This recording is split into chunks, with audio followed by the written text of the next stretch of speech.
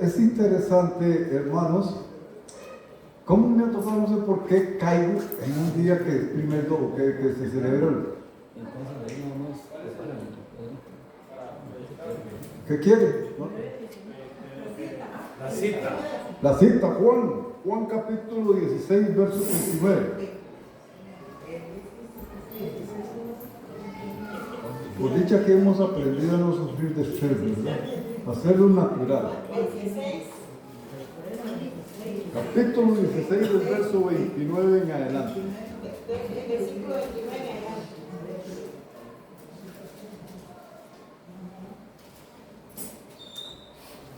Y les decía que me tocaba de suerte, no sé, que cayera la celebración de la cena.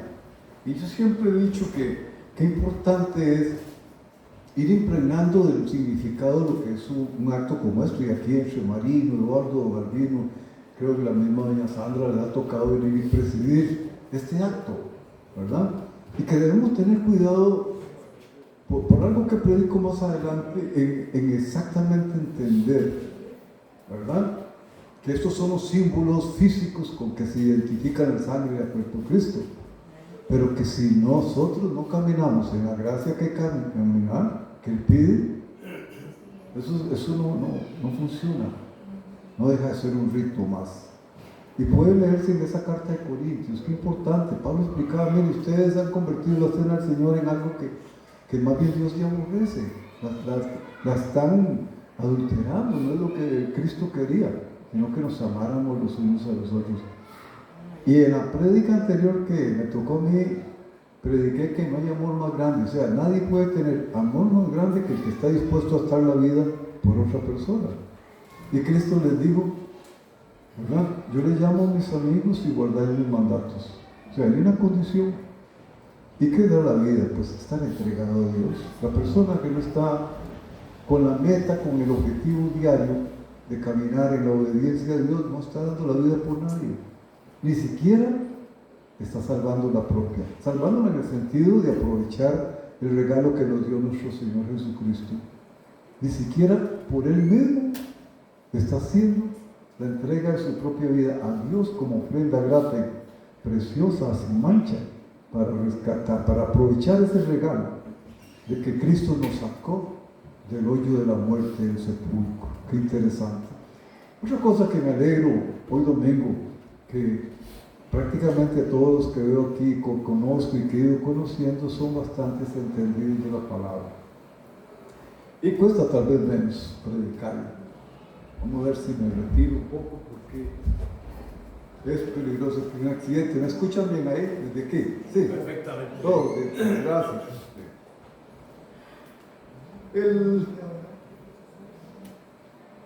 Esta prédica la he querido sustentar en este verso de Juan, capítulo 16, verso 29, que dice así, y mi título es: ¿estamos creyendo realmente? Le dijeron sus discípulos: he aquí, ahora hablas claramente, y ninguna alegoría dices. Recuerde que alegoría puede ser sinónimo de parábola, que es una figura literaria que se usa como para coger algo físico y identificarlo con algo, como por ejemplo el dibujo de ese Cupido del amor, ¿verdad? Que se identifica con el amorero, una mujer con una balanza y tapados los ojos, significa la justicia, ¿verdad? Eso es una alegoría, ¿verdad? Y les dice, y ahora no usan ninguna alegoría. Dios habla hoy, dice parábola. Ahora entendemos que sabes todas las cosas y no necesitas que nadie te pregunte. Por esto creemos que ha salido de Dios. Jesús les respondió, oiga, y aquí viene algo importantísimo. ¿Ahora creéis? Esa frase, esa pregunta debemos rescatarla y hacerla propia. Recuerde que ya yo había dicho que se los digo a ustedes, no lo digo por ustedes. ¿Eh? Ahora creéis, ahora creen. He aquí, la hora viene. Y ha venido ya en que seréis esparcidos, cada uno por su lado, y me dejaréis solo. Mas no estoy solo, porque el Padre está conmigo. Estas cosas os he hablado, para que en mí tengáis paz. En el mundo tendréis aflicción, pero confiad, yo he vencido al mundo. Hermanos, disculpen algo paréntesis, tengo que hacer una oración. Ay, me disculpen, ya a uno le falla a veces cómo organiza las cosas, y no empecé con la oración pidiendo al Espíritu Santo. Discúlpeme, acompáñenme, amado Espíritu Santo. Te ruego que seas tú el que dirijas esta prédica, que dirijas esta palabra que tú tienes en tu gran amor, el querer compartir, habiéndolo hecho en primera instancia para conmigo y ahora para todos los que la reciben. Te ruego, Espíritu Santo, que sea ese alimento celestial que cada uno necesita, conforme tú conoces a cada quien, Señor. Que venga supliéndole a través de ella guía, luz y dirección. En el nombre de Cristo Jesús. Amén. Me llamó la atención porque estos versículos correspondían, aparte de la prédica anterior que hice, y honestamente la omití. Yo siempre he creído que el Espíritu Santo, que uno diga que yo la omití, creo que fue cosa de él, porque quería tal vez que la retomara de una manera más específica, ¿verdad? Porque haciendo un recuerdo, ¿verdad? Habíamos visto en el capítulo 14 del mismo San Juan, cuando Cristo comienza a decirle a los apóstoles que no estén preocupados, que Él va a ir al Padre, que en el lugar donde va hay muchas moradas y que va a ir a prepararse. Él está formando a sus discípulos, como nos forma a nosotros. Y ahí les dice que Él se tiene que ir y aparece Tomás. Algunos dicen, ya esto creo que lo tocó Eduardo, Marino, no importa, ¿verdad? Recalcar y recalcar es bueno, es como una gotera que cae más en los grados, más aprovechamos a veces cuando las cosas se repiten. No sabemos a dónde vas y cómo dices que te sigamos. Y ahí cuando Cristo le dice, yo soy el camino, la verdad, la vida. ¿Qué es lo que rescato de ese primer capítulo 14 anterior? Que para llegar a esta frase vea todas las cosas que ya Jesucristo había compartido con sus discípulos. Y luego aparece Tomás, ¿verdad? También se va. Y como para acá le dice, muéstranos al Padre y con eso me basta.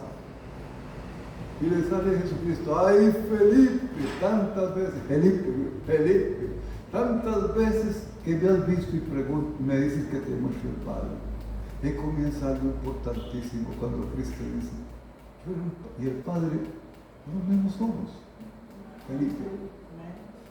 Pero ponen a ver qué lindo, uno se pone en el cuerpo de ellos, los de los discípulos, y comienza a imaginarse esas escenas para ver esa paciencia del Maestro, tanto tiempo caminando con ellos, haciendo milagros. Oiga, y de lo que aquí se escribe, porque aquí no se dice nada de la cantidad de veces y horas que seguro allá parte en el huerto, en la noche o en algún momento especial, intercambiaba con ellos la educación doctrinal, la instrucción doctrinal, que no se podría, no alcanzaría esta Biblia para que quede escrito todas las veces que Él compartió instruyendo a sus apóstoles. Y así continuamos nosotros ahí donde Cristo les habla y los alienta para que no se angustien. Porque cuando uno quiere creer, viendo cómo está el mundo, que más te conduce a ser como desconfiado, como dice, prevenido. Es importante saber lo que Él dice, que no estamos solos, que la lucha no la vamos a hacer solos. Y si no, tengan miedo. Cristo los alienta y les dice luego, hablando en el capítulo 15, eso que les decía, que no hay amor más grande que alguien pueda tener que dar la vida por un amigo. Si tú no caminas obedeciendo los mandamientos, tú no amas a nadie. No amas a nadie. A veces se nos trata de confundir mucho las buenas intenciones y los buenos sentimientos con el amor que Dios pide. Y el amor de Dios, aunque no excluye el sentimiento, es un amor que tiene que ejercitarse porque es conductual. Es toda esa manera en que yo me conduzco, de tal manera que obedezco a Dios, los mandamientos, y por lo tanto estoy amando a toda la humanidad. En el Antiguo Testamento, usted se va a los Salmos, y usted ve más bien como ahí Dios permite incluso que David diga, Señor, coge a los malvados y desaparécelos. Pero en el Nuevo Testamento, y hay que entenderlo bien también, Jesús dice, amad aún a vuestros enemigos. En las prédicas que hizo Sandra, de las bienaventuranzas y los capítulos siguientes, 6 y 7, nos recuerda y cómo es eso. ¿Cómo hago yo para no ser tonto? Para, como decimos en el intercambio normal, para que no me den por la cabeza por mi género. ¿Sabes por qué? Porque se te ha olvidado algo que yo lo repito, el amor no pasa por alto lo indebido. Si tú ves que alguien trata de hacer algo que no es correcto, más bien usted está en la obligación de decirle, no señor. Ahora, conforme vas creciendo en la fe, conforme ahora sí creéis, el Espíritu Santo te va a iluminar para dar respuesta a cada circunstancia que se nos presenta en la vida. Hay algo importante que me lleva a mí a meditar cómo se puede hacer de largo algo que pareciera tan corto, y me lleva a la prédica que hizo el hermano Eduardo. El hermano Eduardo ha usado 2 domingos para instruirnos sobre la conducta del pueblo de Israel. Usó a Jeremías la última vez.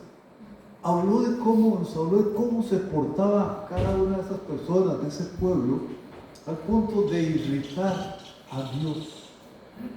Es que no están irritando a fulano ni a sutano, a Dios. Y es donde nos llamó a preguntarlo, nosotros estamos haciendo lo mismo. No me preocupo yo por lo que estoy haciendo. Esto nos lleva a algo muy importante. En Génesis 1:26, porque para poder desmenuzar esto, ahora creéis que pareciera ser tan sencillo, ¿verdad? Debemos volver a recordar, y en parte como lo hizo el hermano Eduardo, recordar cuál es la conducta del ser humano. En Génesis 1:26 dice, ¿qué es lo que decía Génesis 1:26? Que Dios nos hizo a imagen, le han agregado semejanza. ¿Está bien? Semejanza. Qué interesante. O sea, qué privilegio la creación que hizo. Pero, ¿qué ha pasado con nosotros? ¿Qué ha pasado con la humanidad después del pecado? Y viene entonces algo que debemos preguntarnos, y yo digo que debemos relacionarlo con esto mismo que estamos celebrando hoy. Sí, Dios nos hizo a su imagen y semejanza, pero debemos sacar tiempo para meditar, ahora sí, cuál es el Dios que yo he fabricado en mi mente. Dios me creó a su imagen y semejanza, pero yo, ¿qué tipo de Dios tengo? Si yo no saco el tiempo para evaluar el perfil, las cosas que yo pienso o quién es Dios, es peligroso que no estés a través de lo que Dios ha permitido que conozcamos de Él. Porque en Romanos 1:18 en adelante dice, a la gente que peca, dice, no tuvieran excusa si no me conocieran, pero de lo que de mí hay que conocer si ellos lo conocen. Y entre más leemos la Biblia, menos excusas tenemos nosotros. Si no saco el tiempo para meditar la parte inversa de que Dios me hizo su imagen y semejanza, yo voy a preguntar, ¿y cómo he hecho yo a Dios? Porque en cierto modo, ¿yo qué culpa tengo? Nací sin libertad para escoger. La mayoría nacimos. Aceptamos lo que nuestros papás nos dijeron que tenían que aceptar. No estamos culpando, ni absolviendo, ni condenando. Estamos describiendo una condición que es de la mayoría de nosotros. Usted nunca tuvo libertad. Cuando digo usted nunca, no involucra el 100%, habrán excepciones. Usted no tuvo libertad. O por lo menos levanten la mano a alguien que me diga que a los 9 años tuvo libertad para decir, ¿por qué me llevan a confesarme y a comulgar si no soy pecador? O sea, es cierto que necesito la gracia de Dios, porque si un niño muere va al cielo, entonces lo que ella ha sido en su naturaleza, al ser criado con la imagen y semejanza de Dios, no tiene trascendencia. Vea qué importante. A veces invertir las frases que encontramos en la palabra. ¿Qué perfil tiene usted de Dios? ¿Llega usted a respetarlo? ¿Llega usted a valorarlo? Al punto de que está dispuesto a pagar el precio que al salir de aquí, al llegar a la casa, encontrarse en un ambiente tal vez de una esposa que te irrita, o un esposo que te maltrata, que te engaña, o de hijos desobedientes, insolentes. O sea, cuando encontramos circunstancias que no son las que agradan a Dios y obviamente repercuten en mí y tienen influencia en mí, ¿cuánto de lo que el tiempo que yo he sacado para pensar de que soy hijo me ayuda a clamar al Espíritu Santo que me ayude en ese momento a revertir la situación? ¿O no tuvieron los cristianos de la época que fueron llevados al circo romano para ser devorados por los leones que soportar esa injusticia? O los que fueron martirizados y decapitados. Pero Dios no permite nada que no esté acorde con tu fe. Pero eso me permite y ni saber dónde estoy en mi fe básica, porque ahí lo que está diciendo Cristo, ahora creéis. ¿Cuántas veces viene Cristo de decirles qué poca fe? Aquí, hermanos, es importante, porque puede ser que el Dios que yo tenga sea un ídolo. Yo lo juzgo. Yo soy capaz de meterlo en un tribunal aquí dentro de la mente. Eso no puede ser el Dios soberano, único. Y debemos tener cuidado, porque podría ser que reduzcamos a Dios a un rito. Si no estamos comprometidos con nuestra conducta, esto de los primeros domingos es un simple rito.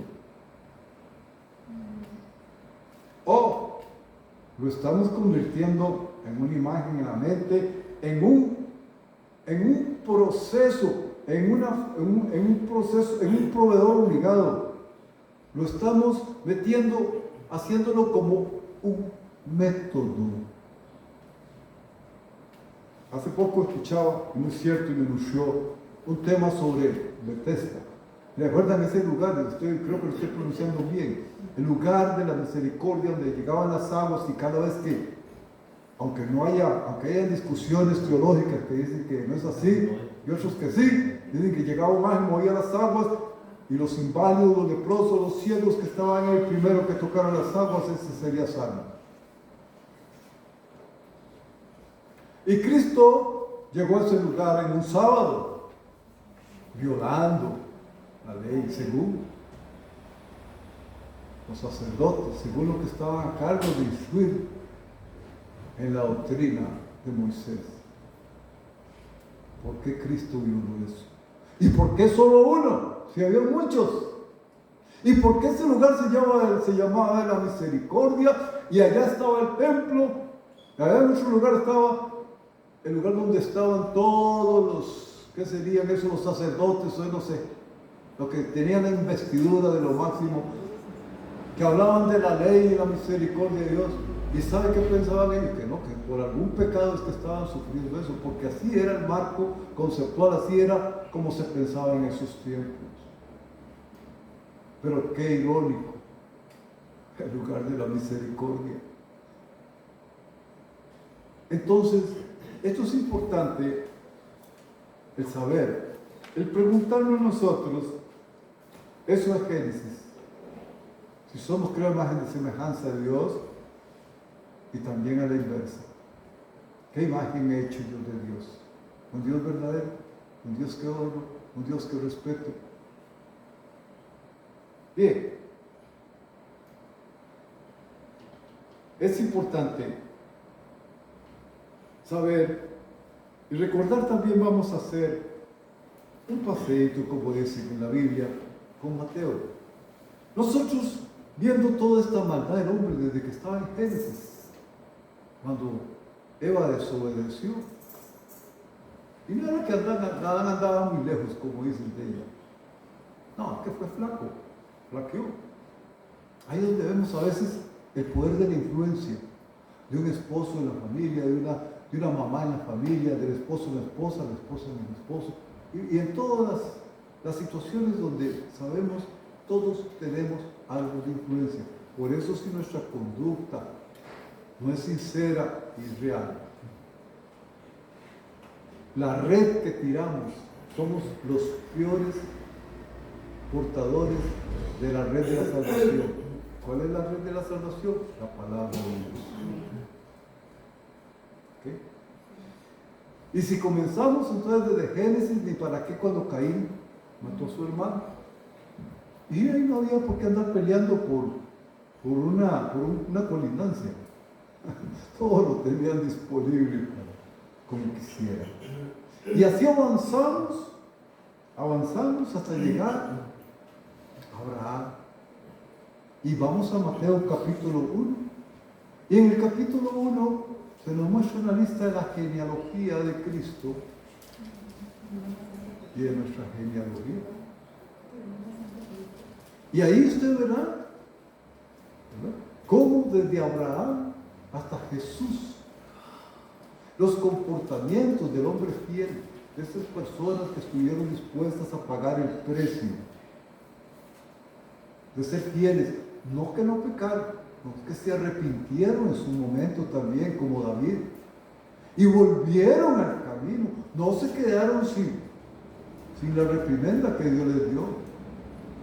Y si vamos a un capítulo 2 y vemos lo que nos ha costado llegar a contar con la gracia gratuita, para redundar, en Mateo 2, donde se cumplió las profecías que Herodes mandó asesinar a los niños. Cuando leemos esos pasajes a los niños, porque andaba detrás de Jesús, el diablo ha querido y quiso que Jesús nunca pudiera cumplir su misión. Como no quiere que ninguno de nosotros cumplamos la misión tampoco. En menor o mayor escala todos tenemos un aporte que hacer como parte del cuerpo de Cristo, como piedras vivas, como dice Pedro. Tenemos un compromiso y debemos cada quien hacerlo de la mejor manera, conforme Dios te va formando, conforme al nivel de la fe que tú tengas. En Mateo 3, 7 al 8 vienen los bautizos, Juan el Bautista. Y cuando él ve a una gente que lo hace hipócritamente, le dice razas de víboras. A uno le suena fuerte estas palabras, pero es donde nos llama a nosotros a meditar si nuestro arrepentimiento es verdadero, si hemos creído verdaderamente. Todo el tiempo debemos estar en oración y meditación con el Espíritu Santo.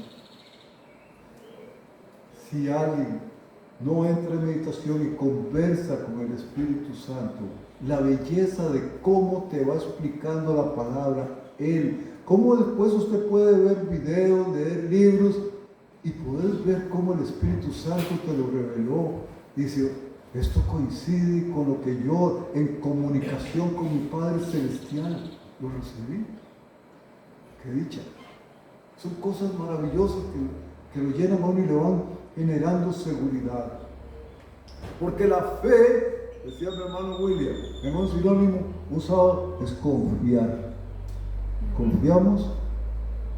Nacimos y nos instruyeron en una religión, pero Dios nos permitió que mejoráramos la oportunidad. No nos creamos los evangélicos de ser mejores solo porque ahora nos dicen evangélicos. No, Dios en su misericordia nos da la oportunidad de romper la prisión que tenían de que yo solo tenía que aceptar lo que a mí quisieran decirme que era la verdad absoluta.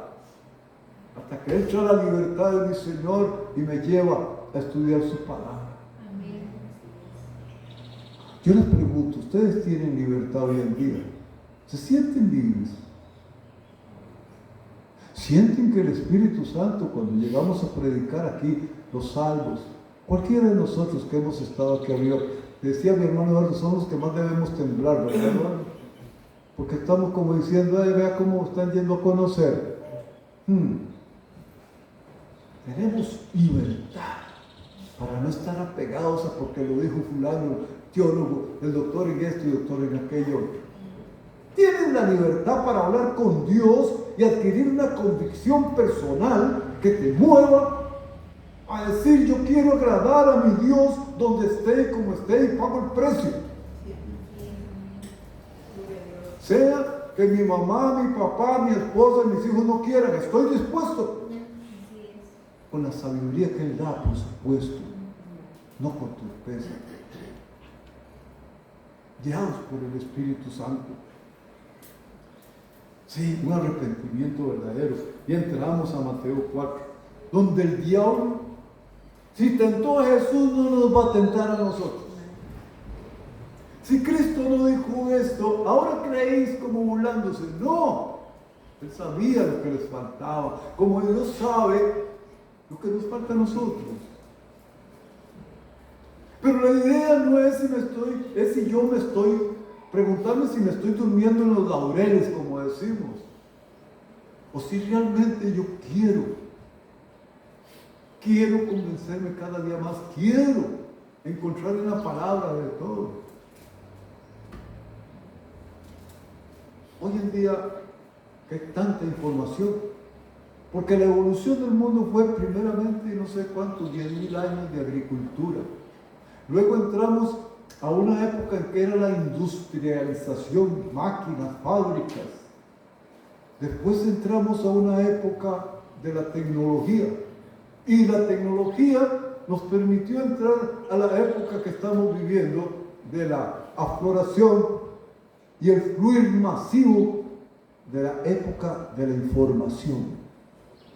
Y ahí hay que tener más cuidado que nunca, porque el diablo se viste de ángel de luz y muchos están siendo confundidos porque se le hablan de Dios en videos y le comienzan a demostrar que tal cosa está equivocada. Y por no tener bases de formación en un discipulado, llámele que usted estudie la palabra en comunicación con el Espíritu Santo o asista a recibir instrucción, usted puede ser confundido. Antes estaba oyendo, acuérdense que todo hay que confirmar. Que hubo una persona que tiene mucha influencia a nivel mundial aquí en Occidente, en Estados Unidos, invitó a alguien a predicar y a cantar y que no cree en la Trinidad.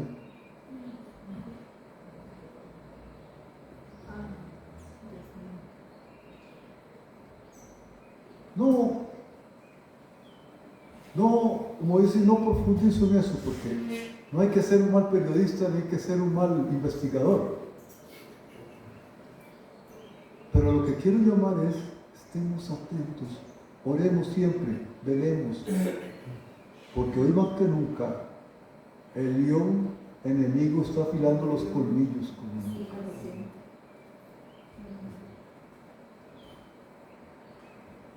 ¿Se acuerdan ustedes?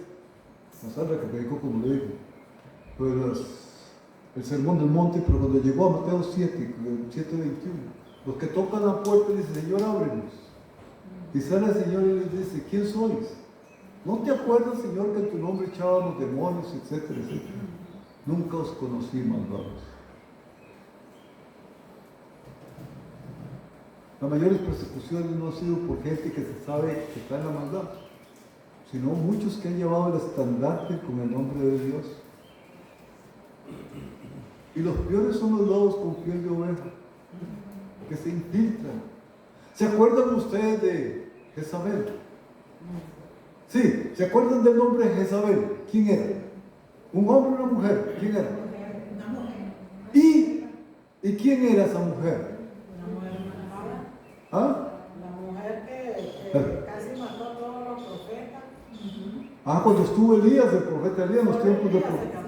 ¿Ella era esposa de quién? De Acab. Acá. ¿Y qué hacía esa mujer? Se pintaba y... Pervertir el pueblo de Israel. Sí, así es, señora.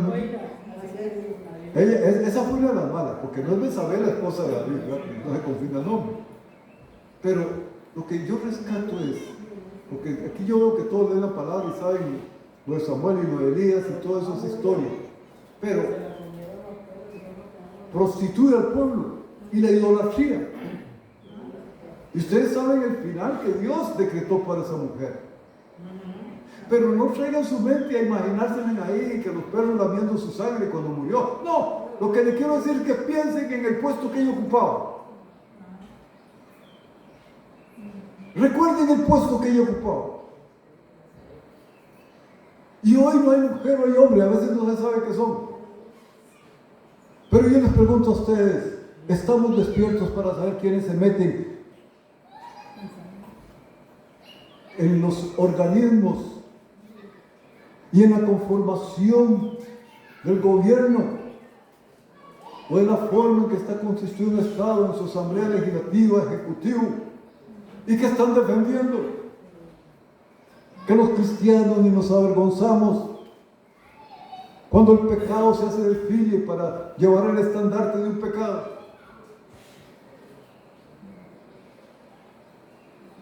¿Se dan cuenta dónde estaba metida esa mujer? Pero yo no hablo de esa mujer, hablo del espíritu demoníaco de esa mujer. Y es un espíritu demoníaco que habita en aquellos que desobedecen a Dios. Y no solo quiero resaltar un tipo de manifestación pecaminosa, porque hay otras que hipócritamente se pueden esconder. Aunque hoy el hombre, hoy en esta gran época de la información, donde sienten que se han quitado de las ataduras religiosas, sin importar saber si algunas son ciertas o no, defienden las conductas pecaminosas. Son defendidas, se aprueban leyes, se hacen manifestaciones. Marcos está condenando. No, ningún cristiano puede andar absorbiendo ni condenando, pero debe estar pelando.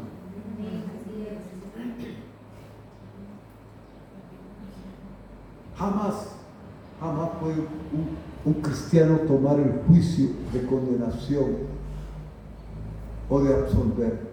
Juicio es una facultad de la mente que nos lleva a comparar y juzgar, o sea, a analizar. Eso me conviene, esto está acorde a los mandamientos del Señor, sí o no. Sin juicio, ninguno seríamos culpables, porque no podríamos discernir el bien del mal. Y así seguimos nosotros, hermanos,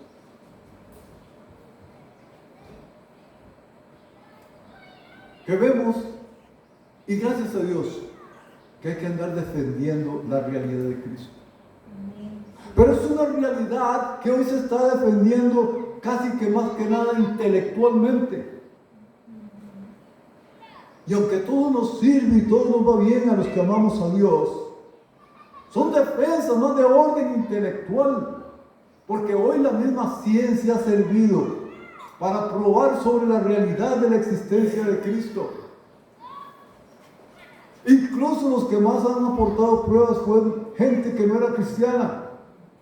Escritores como Josefo y otros. ¿Por qué es importante? Porque él dice, ahora crees. Ahora crees realmente. ¿Cuánto me está motivando para yo querer crecer en la santidad que el Señor quiere? ¿Qué cuesta? ¡Ah!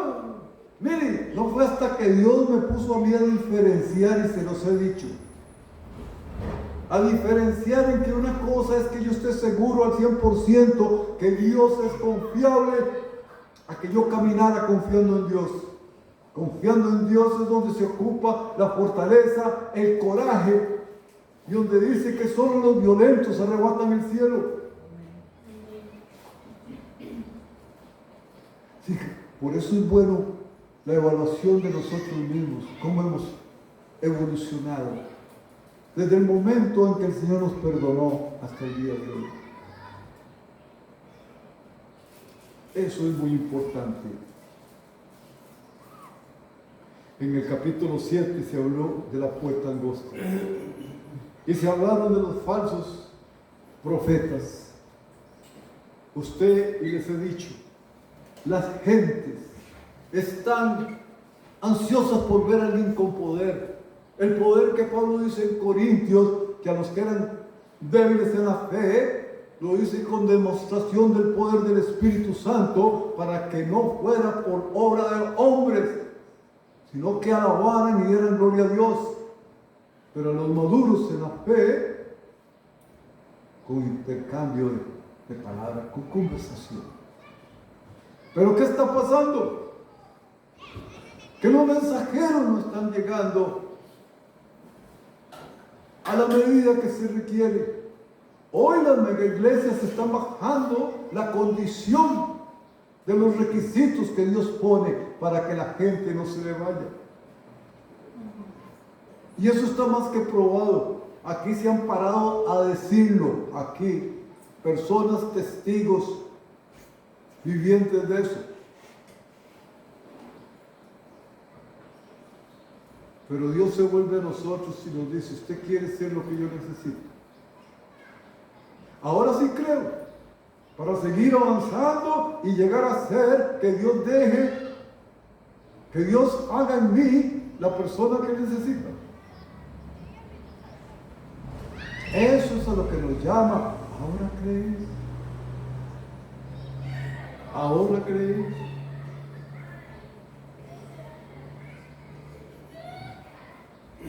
Bien, es importante recordar que sí hay una fe básica, importante, que nos lleva a arrepentirnos y a pasar a ser parte de la familia de Dios. Y dice que Él nunca nos va a abandonar. En los Salmos, 56 veces en distintos versos aparece la palabra, incluye la palabra confiar. Es tan importante que es la palabra que yo constantemente en el día me pregunto si la estoy poniendo en práctica.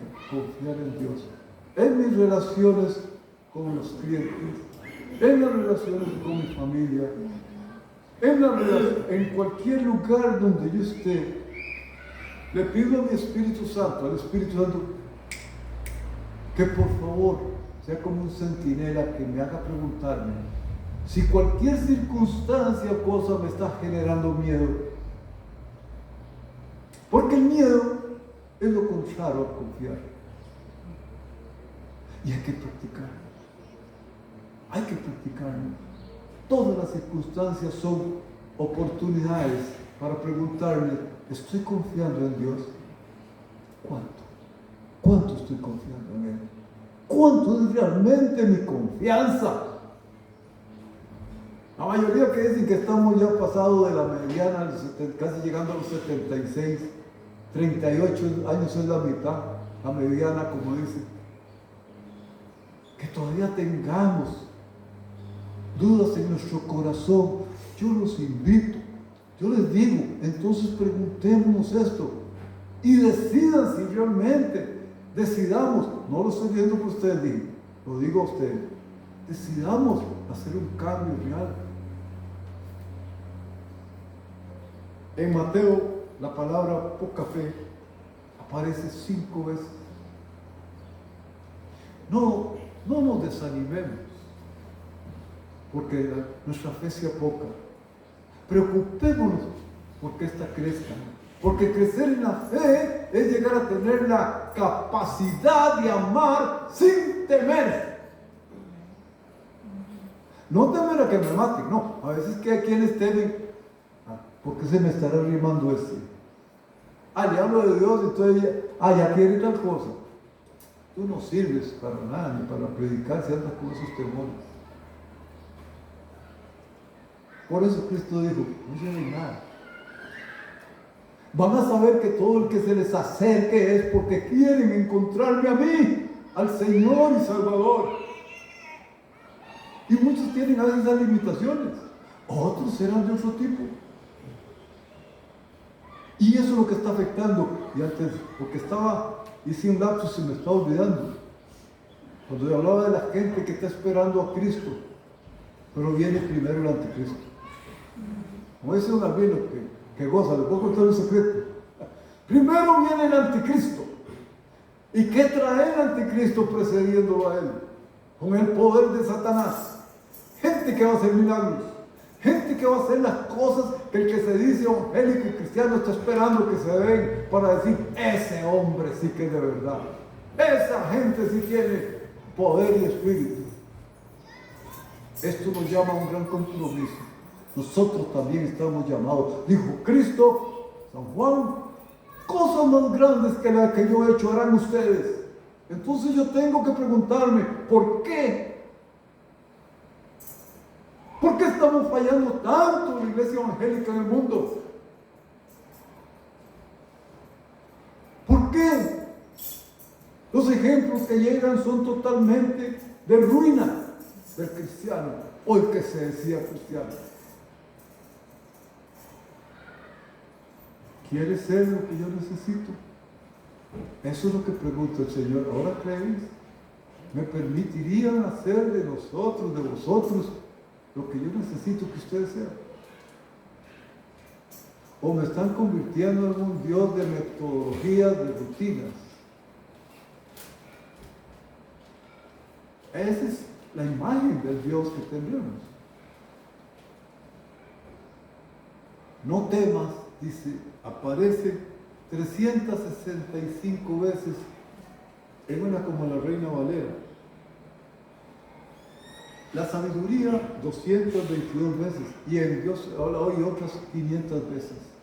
La Biblia está plagada de la oferta del Señor para permitirnos llegar, alcanzar